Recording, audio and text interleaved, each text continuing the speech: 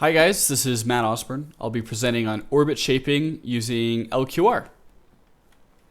So I had some learning objectives for this project. I wanted to linearize some nonlinear dynamics. I wanted to build an LQR controller and apply Bryson's rule and look at like input saturation and how that affects the results. And then what I really wanted to do is figure out, is there a good way to relate desired outputs or format my desired outputs in such a way that's compatible with LQR.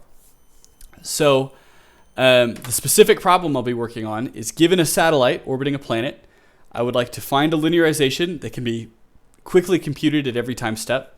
I would like to build an LQR controller that can drive the satellite to any desired state.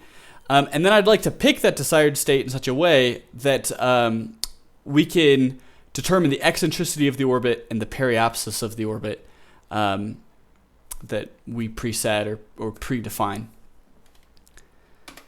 So here's a quick little illustration of the orbital dynamics I'm talking about. So I have a satellite that is at some position relative to the planet, and that's represented by the vector r. It's moving at some velocity v, and there's a force of gravity g pulling it back towards the planet. And that creates this ellipse orbit. And on that ellipse, there's a lowest or a closest point to the planet. That's called the periapsis vector. And the norm of the periapsis vector is just the distance. What's the lowest altitude in the orbit? So if we look at the actual system dynamics, the state of the satellite is going to be its position relative to the planet, stacked with its velocity. These are three-dimensional vectors. If I take the time derivative of that, the derivative of position is just velocity, so it's just an integrator system. And then the acceleration that the satellite experiences is based off of its distance from the planet. And so that goes like something like 1 over r squared, which you can see in the state-space equations there. And then there's a control input u, which is the force in x, y, and z that I can apply to the satellite to try to change the orbit and try to change my trajectory. The constant mu is the gravitational constant of the universe multiplied by the mass of the planet. In all of my simulations, I set mu equal to 1 because if I were to use real values for mu, it's quite large for Earth, and the scale at which everything would be operating would be quite large, and I just didn't really want to have to deal with that, so I just set mu equal to 1 and adjusted the scales accordingly. So in no way is this a real representation of Earth, but I think it illustrates the point. Then I have my output. So what I would like is for the norm of the eccentricity vector, which is just how circular or elliptical or hyperbolic the trajectory is, and then also the norm of the periapsis vector, which is just what is the lowest altitude that this trajectory comes up to. Now, when I was picking these outputs, I am going to be honest and thought taking the norms would just kind of make it easier to control. It'd make it easier for me to just set a periapsis and an eccentricity and control to it. And as the end user, it is easier once everything is built. But all of these norms and dot products and cross products and everything in the state space equations and the output equations make the derivatives absolutely terrible. And so that's just a disclaimer. It's like I picked it because I thought it would be good and easy, and it was not easy to derive. So we'll take a look at that in just a sec. So real quick, just to explain eccentricity one more time. So if the norm of the eccentricity vector is 0, it means I have a perfectly circular orbit around the planet. If the norm of the eccentricity vector is between 0 and 1, I have an elliptical orbit. If it's greater than or equal to 1, I'm on an exit trajectory, which is, if it's equal to 1, it's a parabolic exit trajectory. If it's greater than 1, it's hyperbolic. And so that's illustrated on the slide here. So to build an LQR controller, I have to linearize. So I've got to get some A, which is equal to the dynamics of the system. It's the partial derivative of the dynamics with respect to the state. And finding this was unexpectedly hard, and that's because these dynamics are dependent on the norm of r, which can be a little bit difficult and tricky to differentiate.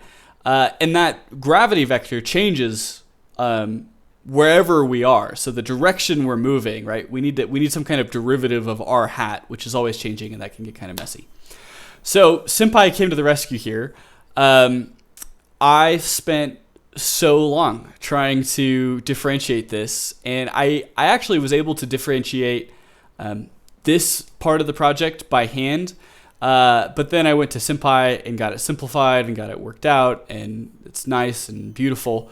And we see that this A matrix has this beautiful block structure, right? So we have a block of zeros, an identity, a block of zeros, and then the lower left-hand side is this symmetric matrix that relates our positions in this really symmetric way. I'm not really entirely sure what it means, right? I don't know the physical intuition by this, but I thought it was cool that it came out to be symmetric.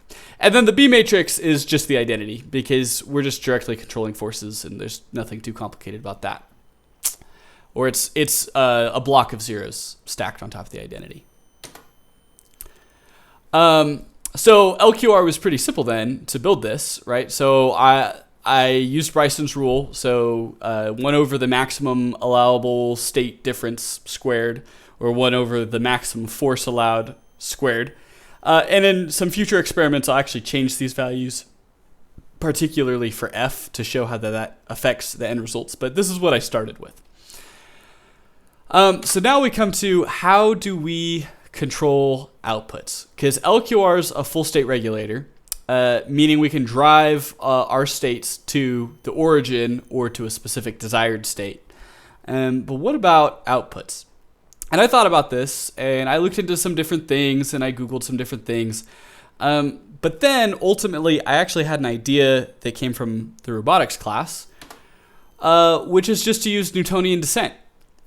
So the whole idea is our output is going to be a function of our states. And what we can do is if we can linearize the output with respect to the states about wherever we are, we can look to see where that output intersects our desired output. And then essentially we can take the inverse of that and back out, well, what are the states that we're going to need to make that output a reality, right? And because we've linearized, we have a nonlinear output. Because we've linearized, we're going to be moving closer and closer to whatever that point is. And then when we relinearize, we're going to get a new target. We're going to move towards that. We're going to relinearize. And we're just going to converge closer and closer and closer and closer and closer to the desired output.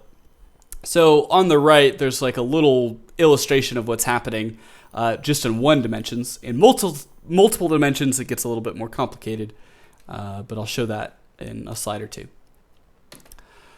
So I had to linearize the norm of the eccentricity vector with respect to the states. So that produces a 1/6 vector, and this was terrible. I used SymPy, and SymPy just idled. I let it sit for like an hour, and it just crunched for an eternity, and it could not do it.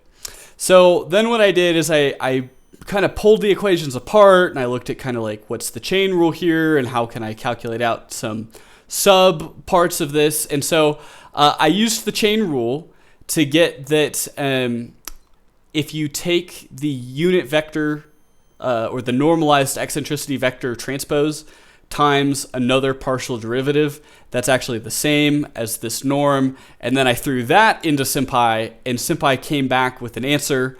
And I still had to spend quite a bit of time simplifying it. So what you see is probably like 2 or 3 hours of work trying to simplify the equations that came back. And they simplified very beautifully. And there's a lot of symmetry or symmetry-like aspects of this partial derivative, which again I think is cool, and I think it has to do with the norms being involved. But if you were to ask me for physical intuition, what does it mean? I could not tell you. I also had to do quite a bit with like tensor products and simplifying out tensor products with the chain rule, and it was just nasty. So my recommendation for anyone trying this in the future is there has to be a better way, or there has to be like a book or something that someone's written on this to do this. But if not, you can work with SymPy and you can get derivatives. I then did the exact same thing for the norm of the periapsis vector with respect to the state. and it was so large I actually could not fit it on the slide or even 2 slides in one go. So instead, I took a snapshot of what ended up in my code, and what you see on the right is each entry of the derivative with respect to a different state. And this whole thing combines into a 1/6 vector that represents the partial derivative of the norm of the periapsis vector.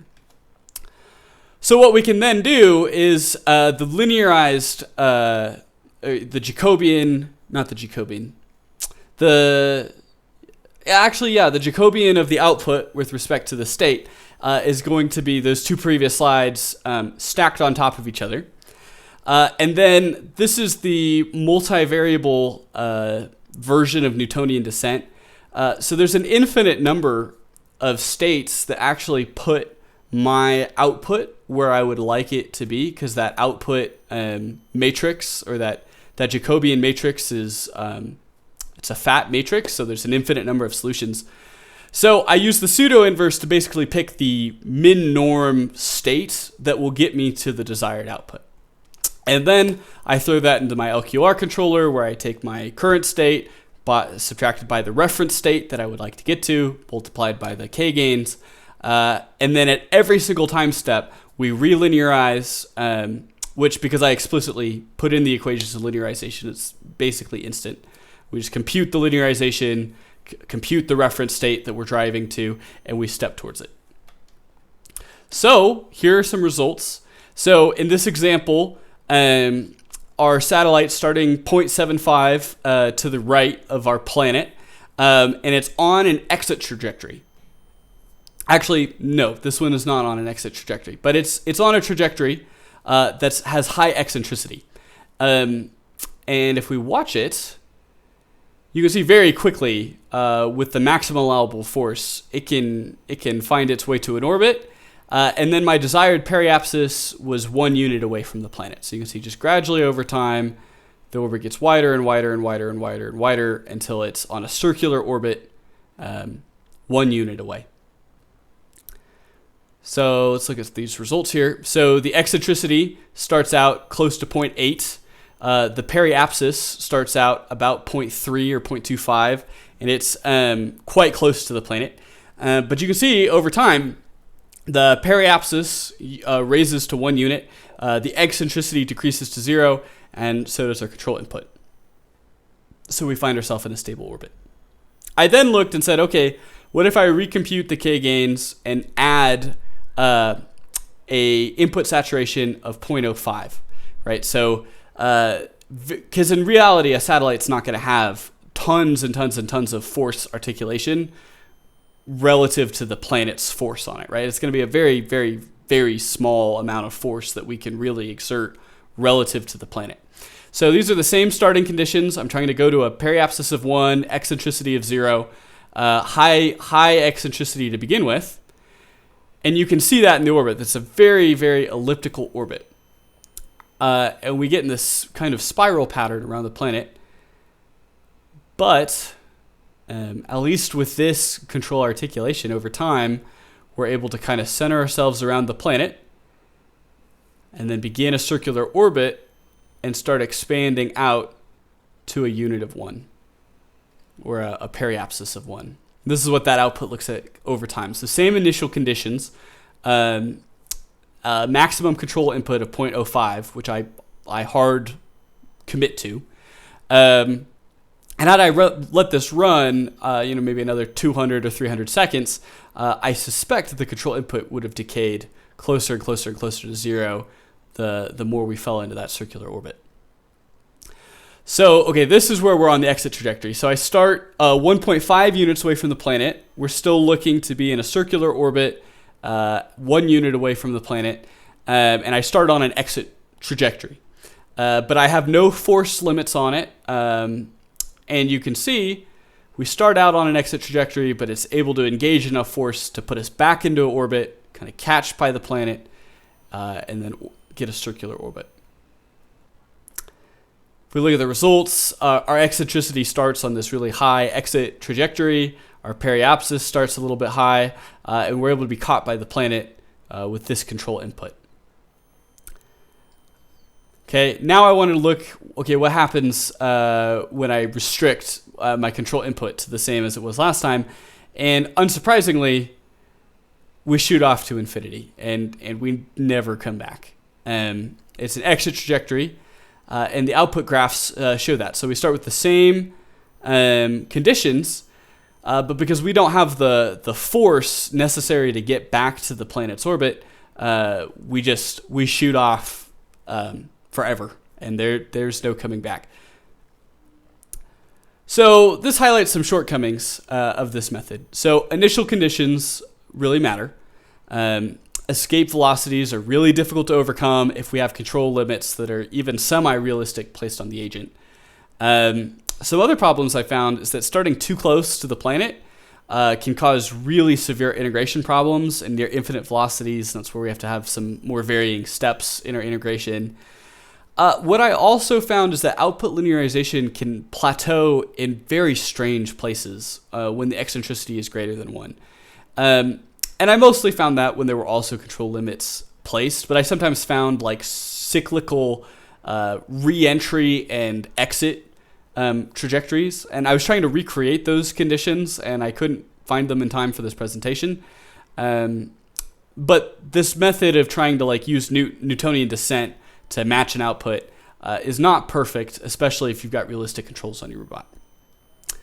So to conclude, our output feedback scheme is cool. Like the Newtonian descent stuff I thought was really cool. But it could be better. It could be more rigorous. We could try to get better guarantees on it. Derivatives are actually terrible for dynamic systems. And in the future, like I'm going to have to use like AutoDiff or something because that was just ridiculous trying to derive all that. But LQR works surprisingly well to control this nonlinear system if I can give it full articulation. Like I thought that was the coolest thing, is that it really can, if you let LQR go wild, even on this nonlinear system, it does a very good job of stabilizing things. But input limits can get in the way. There we go. That's my presentation. Thank you for watching.